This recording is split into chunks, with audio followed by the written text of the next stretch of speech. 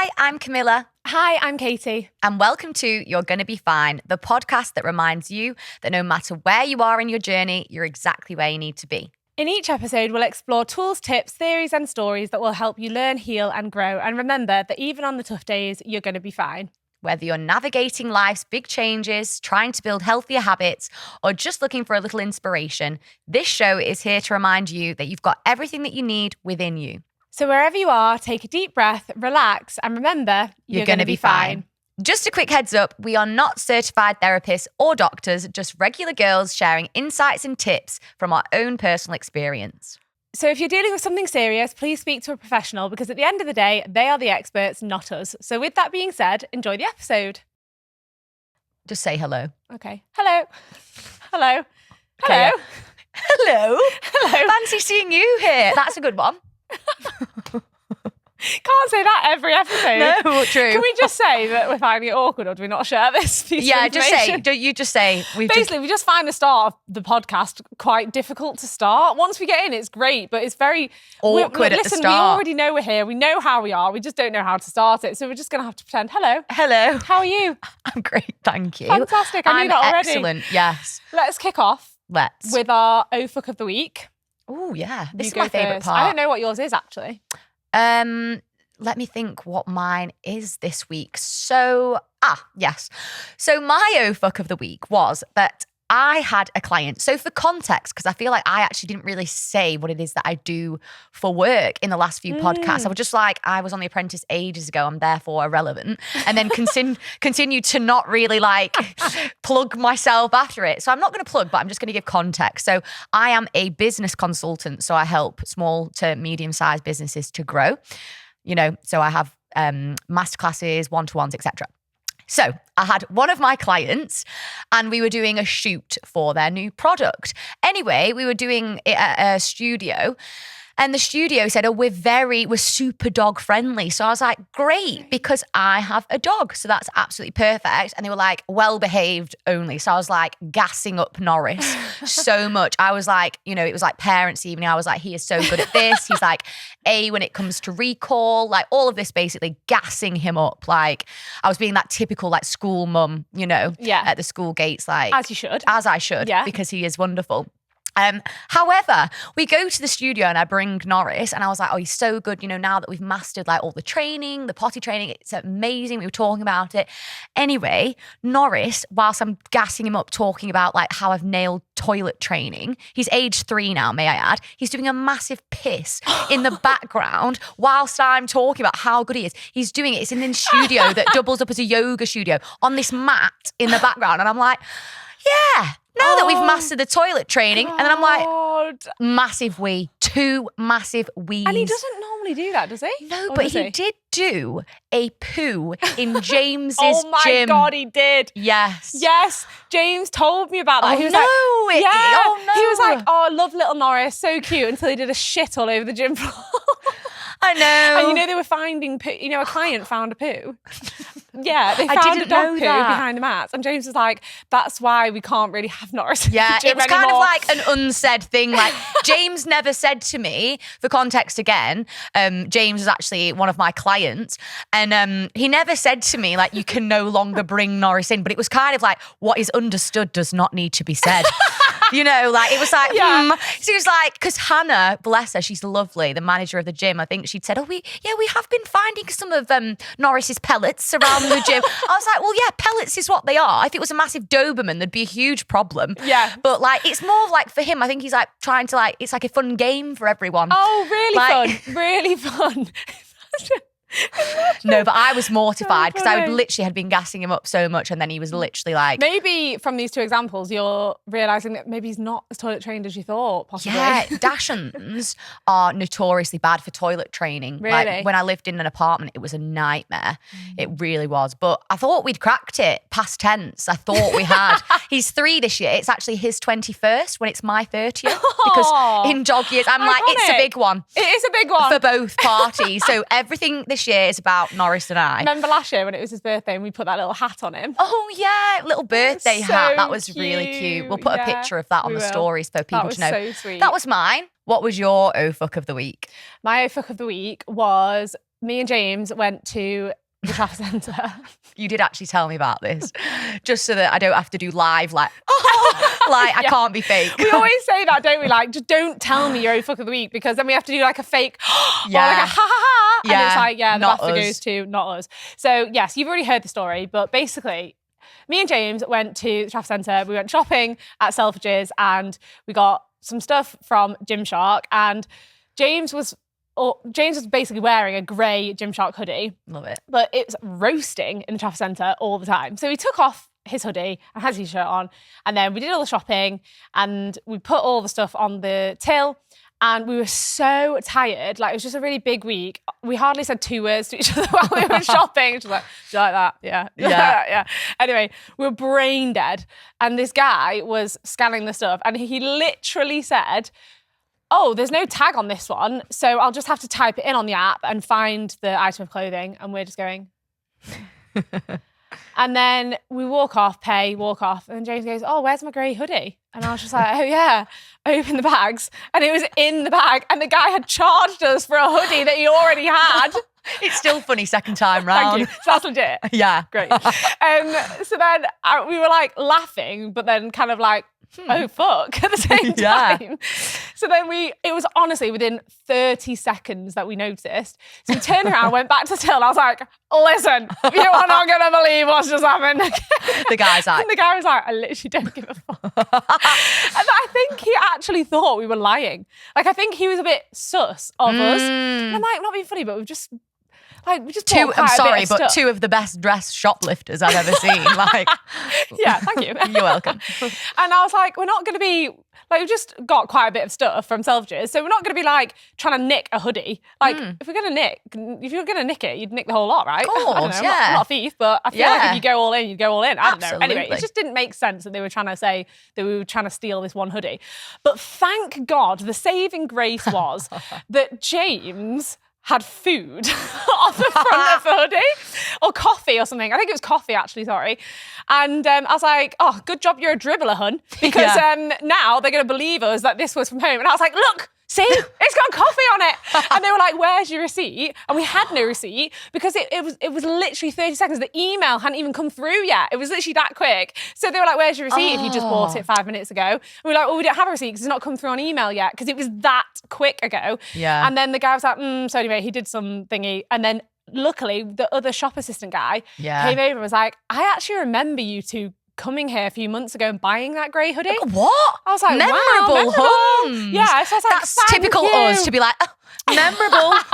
You know what I mean? Yeah. Taking that as a massive compliment. The one you'll never forget. Yeah.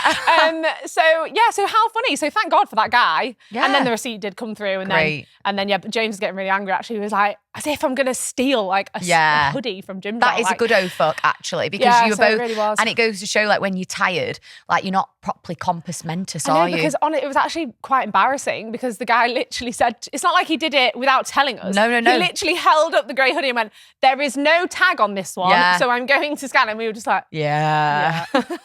More sleep required. Yes, honestly. So we got a refund. Great. On the hoodie that we already owned, so technically it wasn't a refund, but yeah. Yeah, I love that. I mean? So 2 oh fucks of the week to therefore showcase that we don't have our shit together. Instagram is very much just a polished version. And it's fine to have these oh fucks. True, actually. Yeah. You know, I posted a picture of like us shopping. Oh, yeah. And obviously I didn't write the story. No. But like to look at that, you wouldn't have even imagined that story would have happened because it's just so random and weird. Yeah. But you just think, oh, that was uneventful. They went shopping, whatever. But actually, it was quite eventful. Yeah. So yeah, and you never know, do you? Great. The story behind a picture, you never know. Love it. So the segue into today's episode kind of can't come from the oh fucks. I was just thinking of it. I was like, how do I segue into it? I feel like every episode we like think of a segue, but sometimes there is just no segue. There is no segue. We're just going to go into it because this was an episode that we really wanted to do based on the notion and kind of what the film that I'm about to mention is based on, and it's Sliding Doors, which is an absolutely incredible golden oldie with Gwyneth Paltrow, 1998. You can tell I've done my research.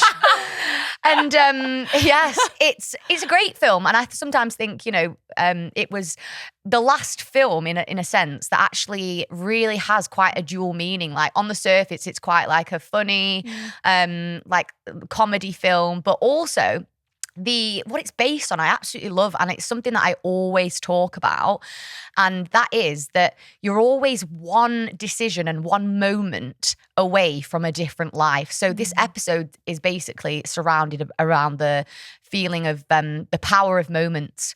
And for me, when we were kind of discussing this episode, I was really passionate about it because in the film, if you've not watched it, Gwyneth Paltrow plays this girl. And in one version of the film, she catches the train, ends up getting home, finds that her boyfriend's been cheating on her. She breaks up with him and her life takes a completely different trajectory. And in the other one, she misses the train and doesn't catch him. And, her life, it shows how different her life is just from that one action of catching the train or missing it.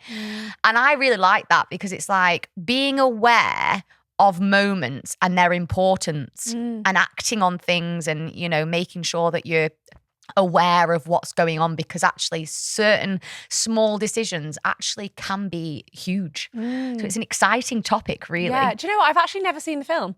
Oh, I know. What? Like I've heard the term. Yeah, like, sliding doors. Because I feel like people do say that. If something mad happens and people go, oh my God, sliding doors. Like you do hear that a lot. And so I knew it was a film, but I've actually never seen it. So I'll put that on my to-watch list. It is really good. I think anything with Gwyneth is a great film. So and we were talking about it, weren't we? We were saying, let's think of some examples in our case where, certain little, like in inverted commas, little decisions, but have actually led to a monumentally different life. So for example, mine, the one that springs to mind when it came to a decision making, and it was quite a big decision, I guess, but and I was aware that it was a big decision. But when I was applying to be on The Apprentice, I was actually flying to the Dominican Republic with my family on a long overdue family holiday. We hadn't been on holiday for ages. I'd just been working on my business. And the producers actually emailed me and they said, and I'd just arrived in the Dominican, and they said, right, we need you in London for an audition tomorrow. Oh, wow. Yeah.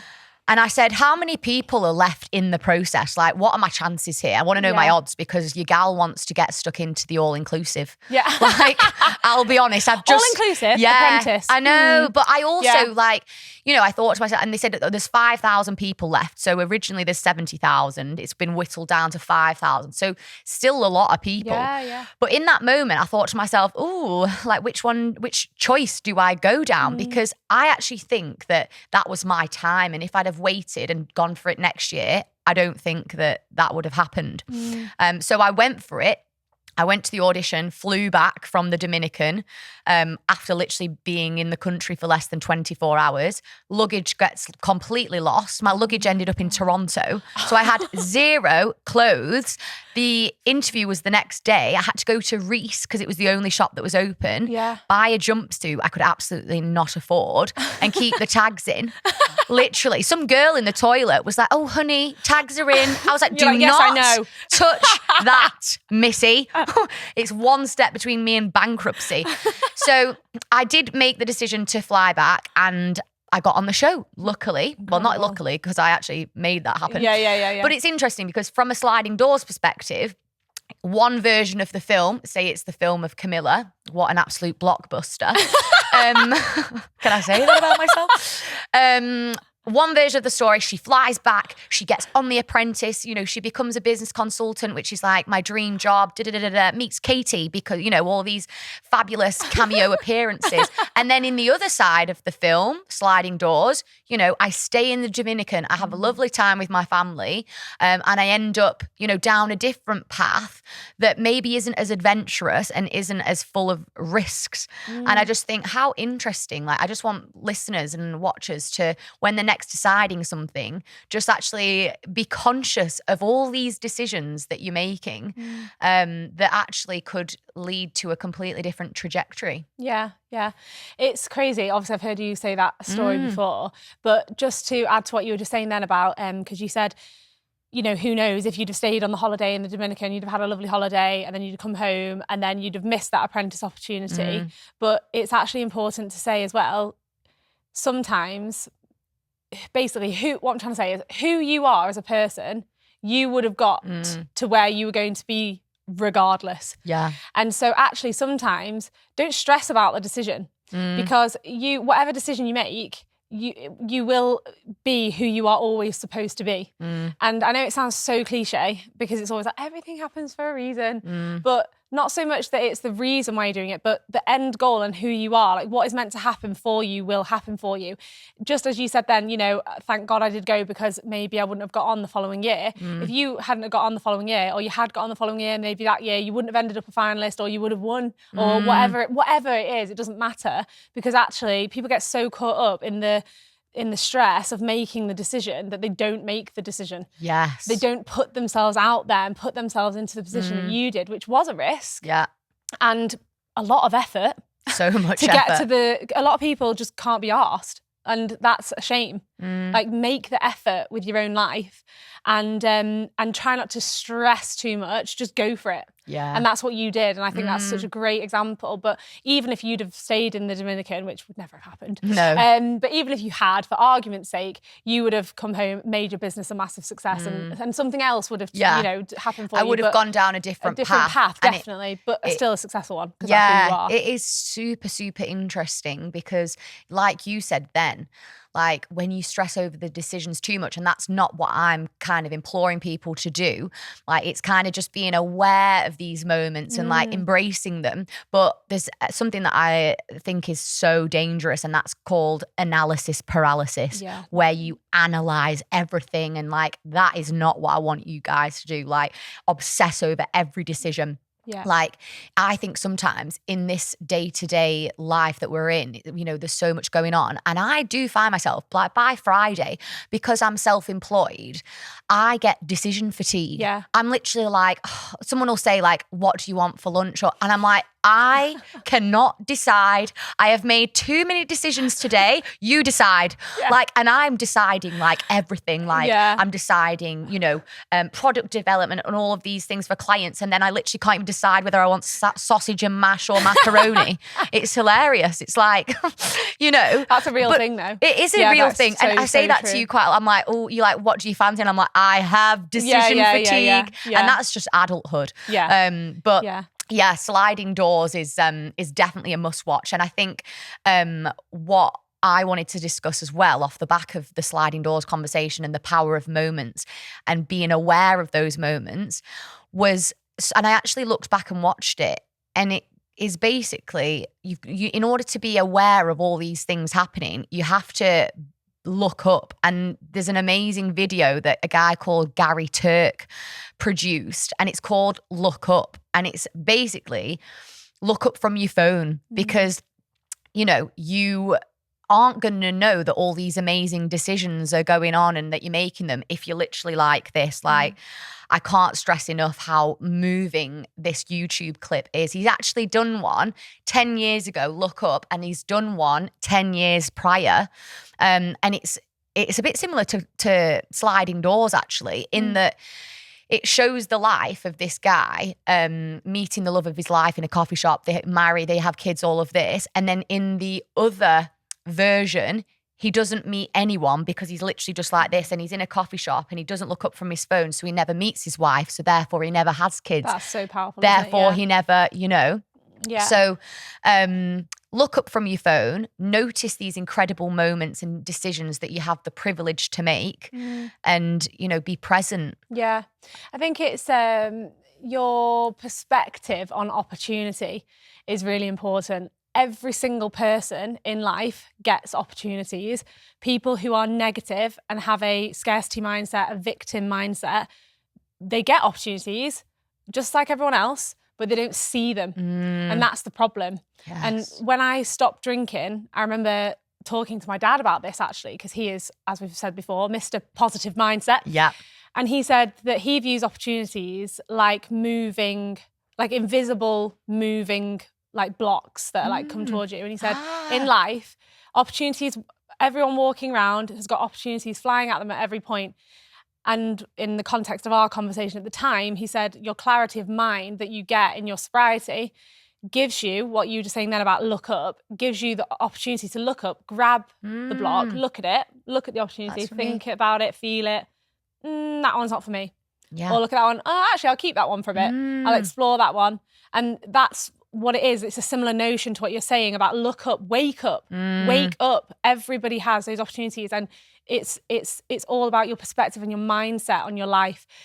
I know we've spoken about this film before, but yes, man. Yeah. You've got to say yes to these opportunities to be able to even know if they're for you or not. Yeah. But if you're looking down at your phone, for example, or just being in a negative mindset, not opening yourself up, it's just equally as destructive. You're going to miss these opportunities that come along in your life. Absolutely. And people do say, you know, like, oh, good things always happen to you. Like, people will say that to me. Because I have a fantastic mindset that's taken me about 10 years to carve. To work on. But that's why people who are more positive, like, you get what you ask for. You get what you say, you get what you believe. It's some people think it's like woo-woo, you know, to do all like the affirmations and stuff. We were talking about it, weren't we? Like the money affirmations. Oh yeah, where's my phone? But it's so funny. Money calling. Answer. I'm answering. Hello. But it's true. Like having little visuals like that. We are hot on affirmations, aren't we? And like I remember you saying to me, like, oh, I'm listening to this money affirmation, and it's so funny. They're like so American. They're like, I bring in wealth and abundance into my life. But seriously. The universe loves to rain money on me. And it's there, like, repeat after me. And I'm like, the universe loves to rain money on me. And I am raining in the cash money, honey. And it's hilarious. But it works. It does work. It does work because you told me. Yeah. Go on, tell me. I'm sorry, I love this so much. It was so funny because I actually hold people hostage in my car sometimes. And I like, Lord, no, that sounds very bizarre. Not randomers, not like strangers, disclaimer, but people that I know. You're gonna get arrested. I know. I've just like given myself up. I'd be the worst criminal. I'd be like, I did that. I kidnapped them. It's criminal vibes, actually, your outfit. How do you say that? Burglar? Burglar. Burglar. Oh, there we are. Burglar. I've always struggled with that. Oh my, burglar. Oh my God, I can't say it. I also can't say that thing that's for your heart. You know, it's a defibrillator. Defibrillator. One more time? Defibrillator. I can't say that. Anyway, I'm just outing myself. Burglar. Burglar. How do you say it? I've never had to say it because I'm so innocent. I can't hear it again. Burglar. It just doesn't sound right. Trust me, you're wrong. Trust me. Well, judging by how much Calvin's pissing himself, I think I might be wrong. Fuming. Yeah. Oh, and metabolism. Sorry? Metabolism. Oh. I always say metabolism. Oh, it's quite cute, this little, it's endearing. Thank you. Yeah. Anyway, what was I saying? I hold people hostage in the car. So like mum, dad, like sometimes Sam will get in the car and they think they're going to have a lovely car ride. And I'm like, here we are, money manifestations playing. And like Sam's like, he's like, you know, it's like, the universe loves to rain money on me. And he's like, what the fuck are you listening to? Anyway, I listen to it like, not all the time, but I would say like probably once a month. And not because of like, you know, I'm a big believer of active manifestation, but I just sometimes think it does get you in that mindset to look out for those money-making opportunities. Yeah. So anyway, I listened to it. And then the next morning, so I was doing a small business masterclass. I was hosting another one. And I woke up and I had an order for the biggest ticket, which I sell, which was like, it's the VIP ticket, which is a high ticket item. And that was literally the next day. So I listened to it. And then obviously there was something tangible. And I remember messaging you about it. And I was like, oh my gosh. It works. It does work because you just, you know, when it's put in conjunction with that action, it works a treat. It's amazing. That's it. I think it's a misconception. People just thinking that manifestation is sitting in your bedroom going, I want a Range Rover, I want a Range Rover, I want a Range Rover. And then you open your eyes and it's on the drive. Like if it was like that, then obviously we'd all be doing it. Yes. And we'd all have Range Rovers. But, you know, it's about aligning yourself with your higher goal and behaving like that person and keeping yourself open to opportunities, like what we were just saying, taking risks, making decisions. It's action in motion, isn't it? So, I think that's a good way of putting it. It's action in motion.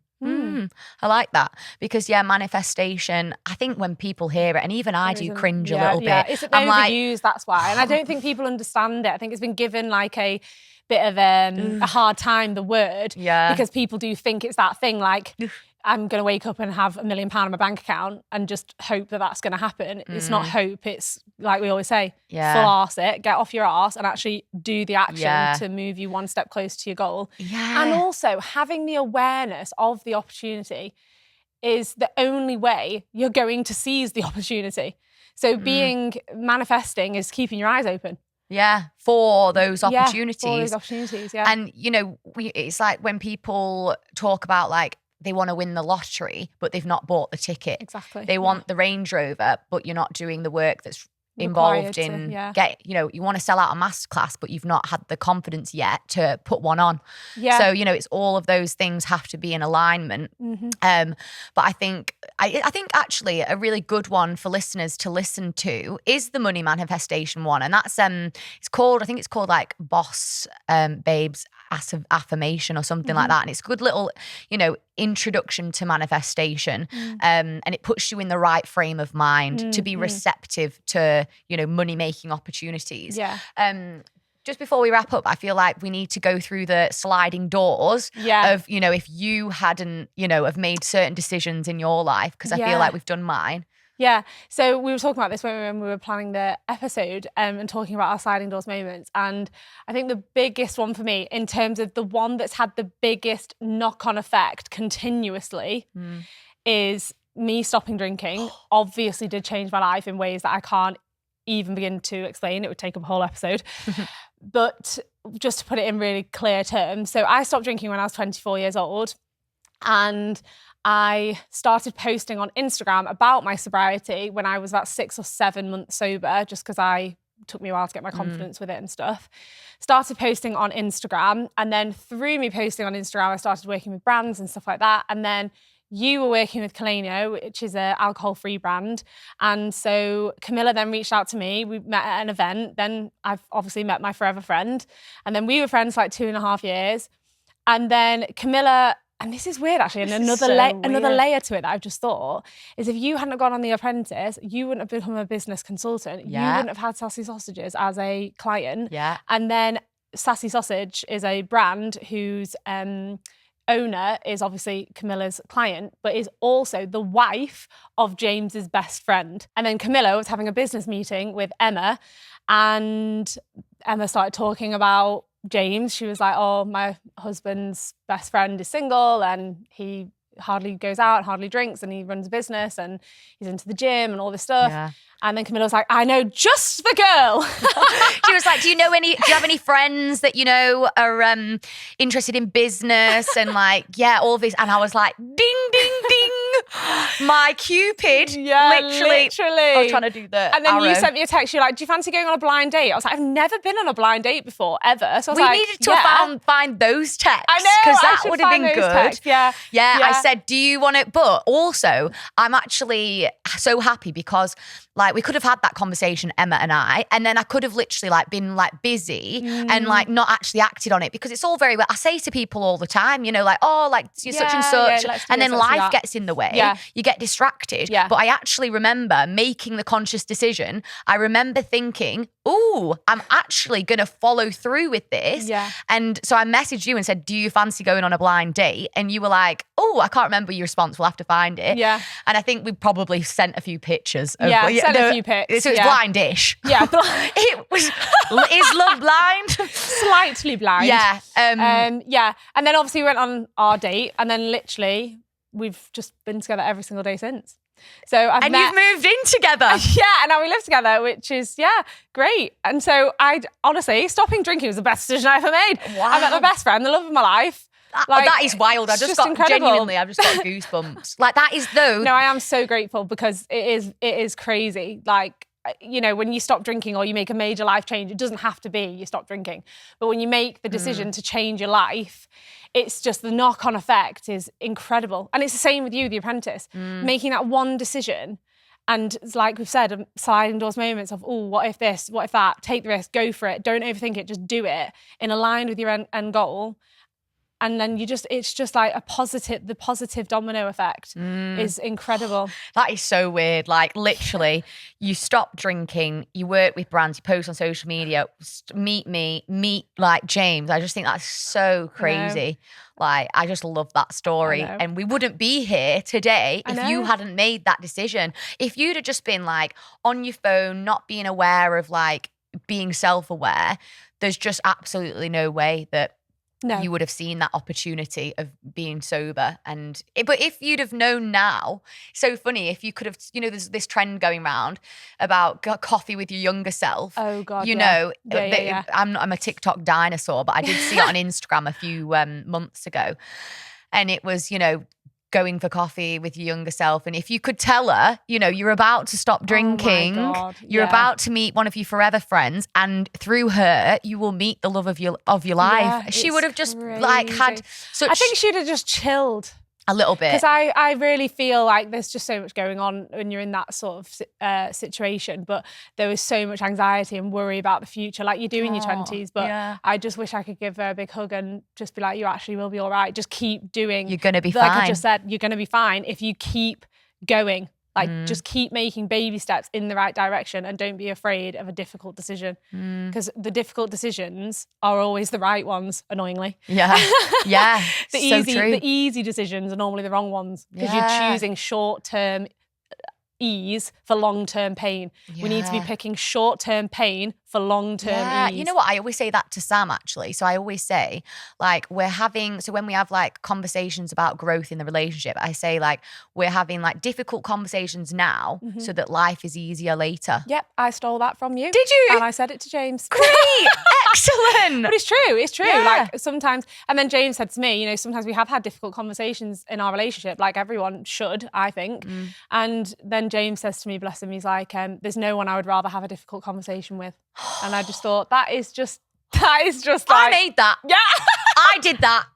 Just to get some credit. Yeah, but it's true, isn't it? It's so I true. love that. Yeah. Oh, I feel like that's a really good way to end the episode. Just feeling all... I actually have a better way to end the episode. Go on. Say burglar. Oh, no. You bitch. I'll say bitch. That's what I'll say. Literally. Oh, I can't. I need to go practice. Love you so much. I'm going to kidnap you next.